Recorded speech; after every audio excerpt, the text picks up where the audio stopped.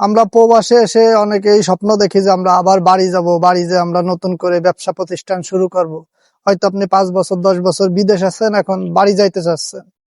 তার কারণ হচ্ছে কি, আপনি হয়তো নতুন করে কোনো ব্যবসা বাণিজ্য শুরু করবেন, বা আপনার কোনো স্বপ্ন বা পরিকল্পনা আছে সেটা বাস্তবায়ন করার চাচ্ছেন, এবং আপনার হাতে কিছু ক্যাশ টাকা আছে, আপনি ভাবতেছেন একবারে বাড়ি চলে যাবেন। কিন্তু ভাই আমার কাছে মনে হয় যে এটা একটা ভুল ধারণা। এর কারণ হচ্ছে কি ভাই, আপনি এই বিদেশ থেকে যদি 5-6 লাখ বা 8-10 লাখ টাকা গুছায় বাড়ি চলে যান এবং কিছু করার চেষ্টা করেন, দেখবেন যে বাংলাদেশে যায় আপনি ওই জিনিস ম্যানেজ করতে, পরিবেশ সেট করতে, তারপর আপনার সবকিছু ঠিক করতে করতে হয়তো আপনার ক্যাশ টাকার বড় অংশ একটা টাকা খরচ হয়ে যাবে। পরে আপনি আবার শুরু করতে পারবেন না। এদিকে যদি আপনি একবারে বাংলাদেশে চলে যান, আবার বিদেশে আসতে পারবেন না। তবে আমার কাছে মনে হয় যে আপনি যদি, আপনার স্বপ্ন যদি থাকে দেশে কিছু করার, কিন্তু ক্যাশ টাকা নেই বলে আপনি বিদেশে আইছিলেন বা বিদেশে এখন আছেন, আপনার টার্গেট হচ্ছে আপনি বাংলার মাটিতেই কিছু করবেন, সেই ক্ষেত্রে বা আপনার স্বপ্ন বা আপনার যে উদ্যোগ আছে সেটা আপনি বিদেশ থাকতেই দেশে আপনার কোনো আপন জন দিয়ে অন্তত পক্ষে শুরুটা করেন।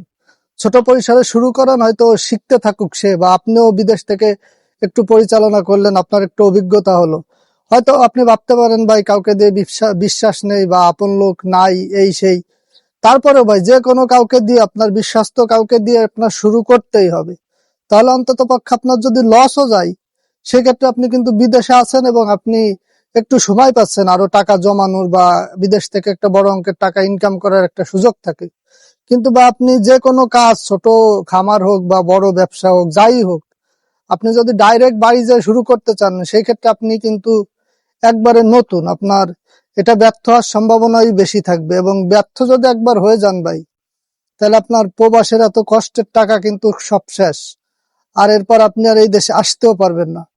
সেক্ষেত্রে কিন্তু আপনি একটা বড় ধরনের হতাশায় ডুবে যাবেন। এই জন্য ভাই, আপনি বিদেশ আছেন, বিদেশ থাকেন, এবং আপনি যা করতে চাচ্ছেন, শুধু গরুর খামার বা ছোট ব্যবসা, বড় ব্যবসা, বা অন্য যে কোনো সেক্টরে যার যে স্বপ্ন আছে সেটা শুরু করে দেন ভাই। আপনি বিদেশে থাকতে শুরু করলে আপনার জন্য ভালো হবে, আপনার জন্য নিরাপদ হবে। যদি আপনি সফল হয়ে যায়, আপনার দেশে সেই ব্যবসাটা দাঁড়ায় যায়, তাহলে আপনি নিরিবিলি দেশে চলে যেতে পারতেছেন এবং যায় পরের দিন থেকেই কাজ করতে পারতেছেন, কোনো ঝামেলা নেই।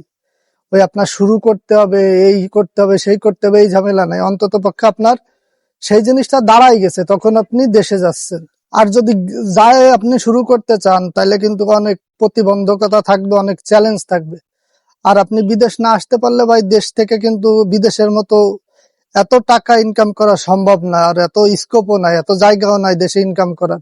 বিদেশে কষ্ট হলেও ভাই দিন শেষে, মাস শেষে কিন্তু একটা মোটা অঙ্কের টাকা পাওয়া যায়, যেটা আসলে বাংলাদেশ থেকে সাধারণ একজন শ্রমিক বা সাধারণ একজন লোক ইনকাম করা খুবই কঠিন, এবং পারে না, কেউই পারে না। বিদেশে কিন্তু ভাই অনায়াসেই 50, 60, 70 হাজার, এমনকি 1-1.5 লাখ টাকা ইনকাম করা যায়, যে কেউ করতে পারে। কিন্তু দেশে কিন্তু একটা সাধারণ মানুষ 10,000 টাকা ইনকাম করতে যায় হিমশিম খায়। তাই ভাই, আপনি দেশে যদি যেতে চান, তাহলে ভাই অবশ্যই অনেক চিন্তা ভাবনা করে যাবেন। যদি আপনার কোনো কিছু করার ইচ্ছা থাকে, তাহলে ভাই আপনি এই বিদেশ থেকেই কাউকে দিয়ে শুরু করান এবং সেটার ভিত গড়ে তারপর আপনি যান। তাহলেই ভাই আপনার জন্য সবচেয়ে নিরাপদ হবে এই সিস্টেমটা।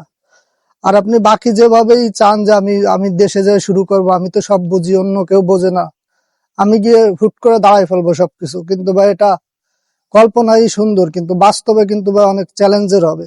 তাই আপনারা যারা ভাই দেশে কিছু শুরু করতে চাচ্ছেন, একবারে বিদেশে না গিয়ে অন্তত পক্ষে বিদেশে থাকতেই দেশে শুরু করেন। 1-2 বছর চলুক, একটা পর্যায়ে যায় দাঁড়াক আপনার স্বপ্নের প্রতিষ্ঠান, তারপর আপনি ভাই বিদেশ ছেড়ে দেশে চলে যান, কোনো সমস্যা নেই।